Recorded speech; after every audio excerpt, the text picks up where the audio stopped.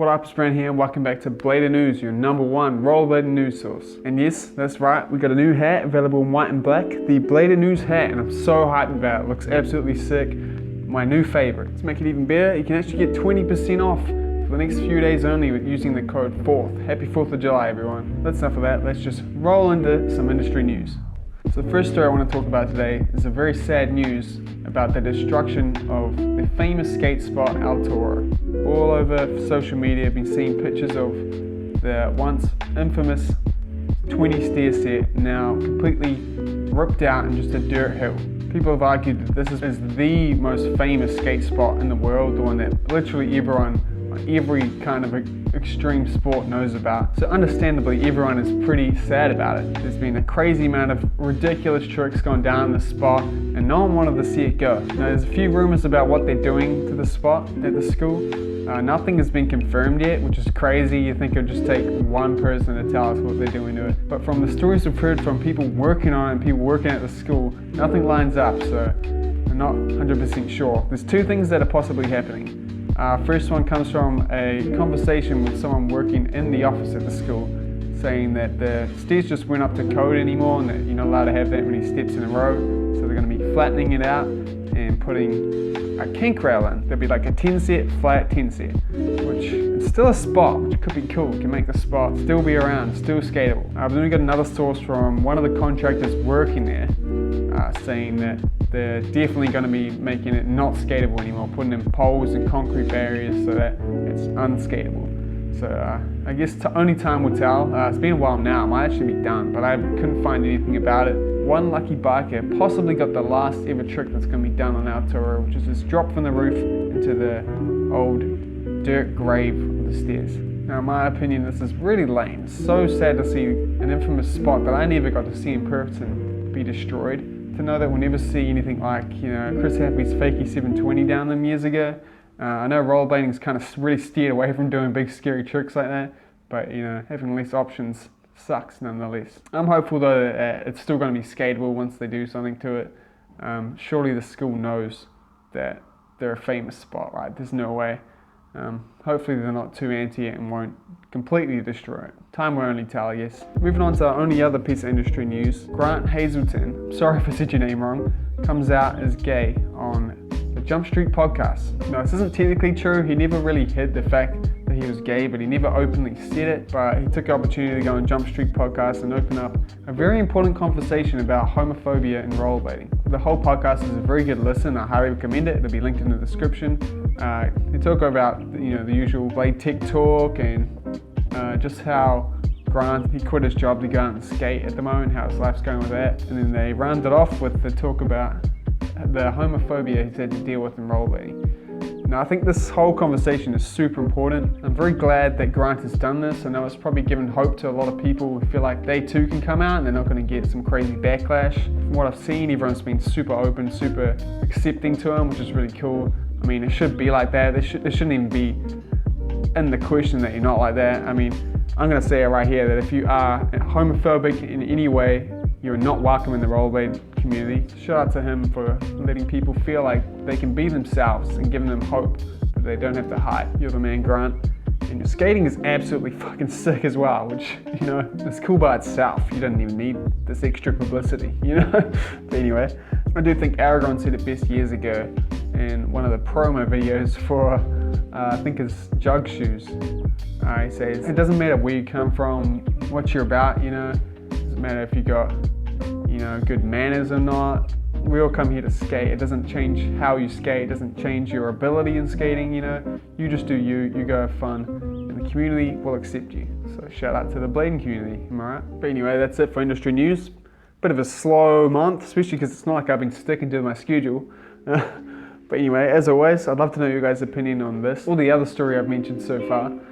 I'll be in the comments talking to you as always. Now let's move on to everybody's favorite part of the show, product news. First off, I just want to clarify something I said wrong in the previous Blader news. The 50/50, I'm going to get this wrong again. The 50/50 58mm 88A wheels aren't white, they're going to be black. The only reason Law had white ones was that he can personally tell them apart. They're actually available right now if you want to buy them. I'm a little concerned with the fact that Law tested out white ones and not the ones he's selling, the black ones. This is just a very personal thing. It's probably not a real point at all. But the color of urethane can actually make a big difference to the quality and the strength of it. So I'd be wondering if, the black version of these wheels will skate very differently to the white ones that Law tested. I don't know. He knows more about it than me. He obviously knows his stuff about urethane just from the compass wheels that he sent me to try. They're a quality wheel, man. That thing ain't chipping, so take my words with a grain of salt. We also got the Fifth Elements. They're finally out and released and in store, so if you're waiting to get them, now's the time to go get them before they sell out. If you can somehow work out the weird sizing chart. They made it extra confusing. If, like I said last time, if the sizes don't match like that, then why not change the sizes so they match? Doesn't make any sense. But anyway, if you were confused about that, I'm going to highly recommend checking out this video by Back to Blading. He has a deep dive on it and a gear talk on it, and he has his own shoe measuring stick that he uses to clarify all these like weird things that Rosie's was saying. It'll be a lot of help if you're confused about what size to use, so check that out. I personally would absolutely love to try these skates out. I'd love to know the difference between them and these. I have a feeling that it wouldn't be the same at all. I think I'm going to prefer the M12 just from what I've seen. Other people who skate the M12, they seem to stick with this, like Martin Danning, the Rosie's team, they don't seem to really like how the Fifth Elements feel, which is interesting. But I don't know, I'd love to try them. We also got these very, very weird looking skates spotted over on Blade Tech. Seem to have this material cuff and a very different looking buckle. From what I could read in the comments, it seems this is a homemade job made by some very smart dude. It's very cool. I'd love to see more about it. I hope some more stuff comes out about it. And the person who actually created it starts talking about it. They probably have, I just couldn't find it. I think we're living in a really cool age of rollerblading where people are making their own stuff. I'm just so sick, man. You couldn't do that years ago. And finally, I saved the best for last. We got a teaser for some limited edition them something. We have no idea what it is until the 15th of the 7th this year. If you're American, which most of you are, the 7th or the 15th.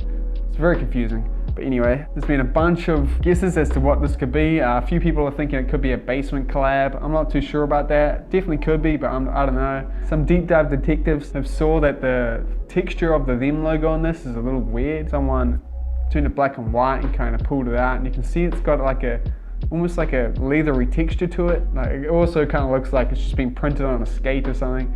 But I don't know. I know John Julio likes to leave these little hints, like back when he launched them, He left a hint to the logo.